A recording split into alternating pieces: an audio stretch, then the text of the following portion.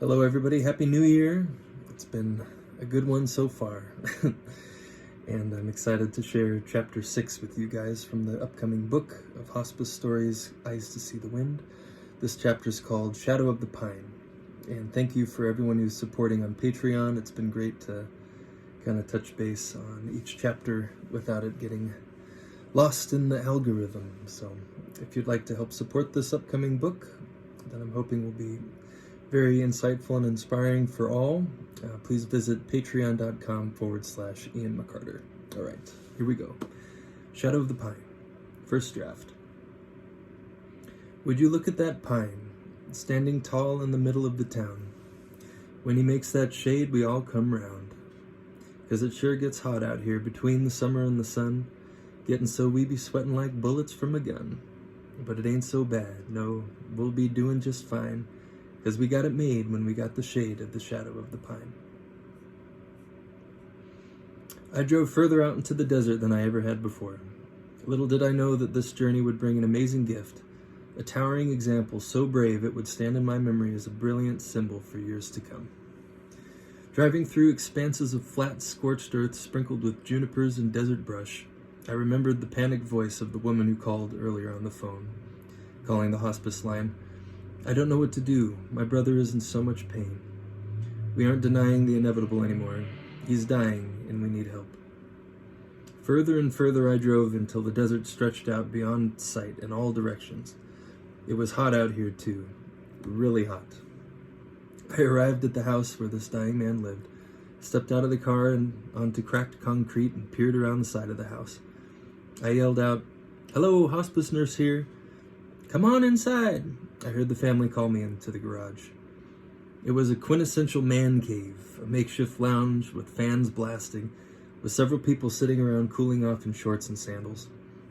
This one man was particularly thin, tattoos scattering his arms below a colorful sports jersey, a shaved head rounded above sharp cheekbones peppered with whiskers. He sat in a cushioned chair at the head of the garage lounge, trying to relax through some wincing pain. He looked at me and said, "Look here, a hippie nurse with sandals. You're the one who's going to help me croak. You want a beer?" His feeding tube kept clogging from all the bologna he was eating. Say what you want, but you can't keep a dying man from eating what he wants. I just love that crap. We talked about the pain he was wrestling with and what he wanted as he navigated these last days. Pain was an issue. His colon cancer metastasized all through his internal organs and bones. What caught me off guard was his positive demeanor. I was amazed at this upbeat sense of humor given the facts, and asked him how he kept his head up through all this. He said, "I know that I'm dying. It sucks. I'm young and I'm saying goodbye to 2 teenage kids. But I figure I have a choice here. I can either hold back and shut down, or leave them remembering me going out this last road with bravery and love. It's the best and last gift I can give them. That's all there's going to be left of me when I'm gone." The family shared that he was a well-known figure in their little desert town, always the go-to guy for things. If anybody ever needed anything, he was the first to go to for a solution. An example of a strong man both physically and in character. Everyone was stunned by what the cancer did to wither him down to this 120-pound shadow of what he once was. After we got through the admission paperwork, he looked me up and down. "You don't seem like a nurse, man. I mean, not just a nurse by the looks of you. Are you a musician or artist or something?" I told him I was, and I wrote songs for people who wanted to leave something behind, in the form of music for others to have after they were gone. His eyebrows raised, and he said, "I knew it. Man, that sounds amazing. Could I hear some of your music?" I played him a recording of a song I wrote called Star, that I wrote for a family member that had passed away the previous year. As it played, he listened with his hands to his face. By the end of the song, tears were running down his cheeks, and I could feel the message reaching his heart. When it was over, he said, "What just happened? I never cry. I get it. I really get it. I want to leave a part of myself behind.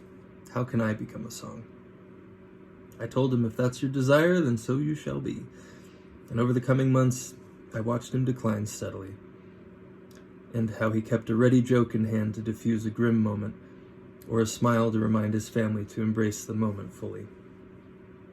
I was there the night he died, late in the middle of the night, when the desert was still and quiet. His family was at his bedside, and I stepped into his gaunt figure laying there, calm and still. His family was crying, but they were smiling, and said that he pulled a joke moments before he passed away. Here we stood around the shadow of what we all knew as a living man only yesterday. Now a new season was coming, one of remembering and keeping that fire stoked with all he hoped we'd take with us from him. It was our responsibility now. I thought deeply about this example. Shortly after his death, I went to the mountains where I came into many pine trees.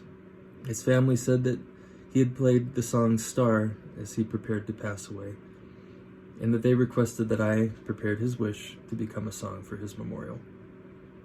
I thought of this metaphor of the shadow of the trees I was sitting with that day, how he was such a leader, and one that provided security and support for those that came to him, like a shade-giving tree protecting from the blistering heat of the sun. Then, how he became only a shadow of what he once was, thin and brittle, weakened by his disease. His family there surrounding and shocked by the tragedy they were immersed in. And then at his passing, with his family standing by him, prepared to go on living through the winter without his familiar presence. As they gathered in his memory, I pictured that as a fire that was stoked by their efforts to live in tribute to him, and how that is what he really wanted, for them to take what he gave them to supply them in the cold. In their grief, remembering warmth and strength. I saw them there gathered around that fire, their silhouettes on the wall, now shadows of what he left behind, and in a way, what he still is in them. I wrote the song in a matter of minutes, so grateful to be a witness to this particular story to bring to his family all as a surprise from him at the nearing memorial.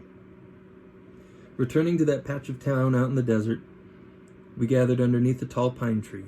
This was completely unrelated and unplanned, and I was humbled by this connection as I shared his message to them all there. We were all there, his family, to bear remembrance to this request and to gather in the shadow of the pine. He lives on to this day in the song, just as he wanted to be remembered the day I met him. He shared a gift within his choice to give love as his last gifts. In him, I saw that we all have a choice, before and all the way up to the moment of our own deaths, to leave behind these gifts. These are what our loved ones and all who ever knew us will know us by. These will be the cinders that light the fire of those on their own journeys.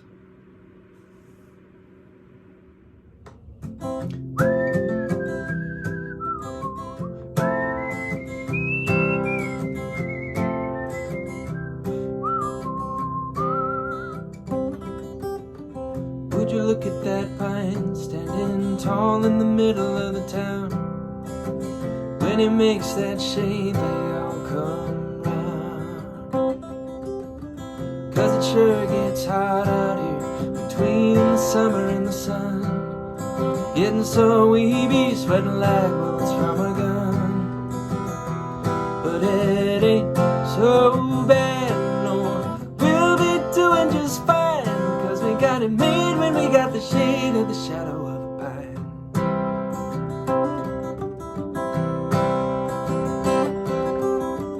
Now the summer's over and the lightning storm come round. Struck our boy and he come tumbling down.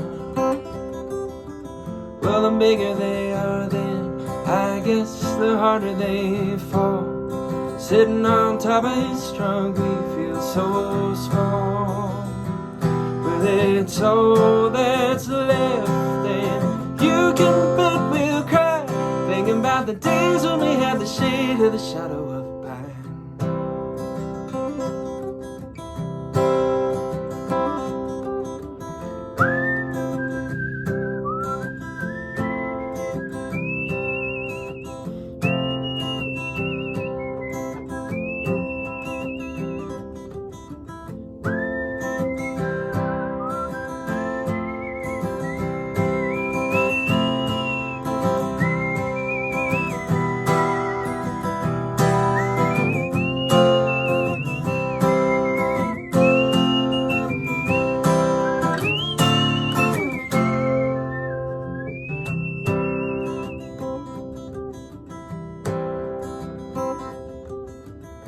the snow's been dancing like that lady's cotton gown.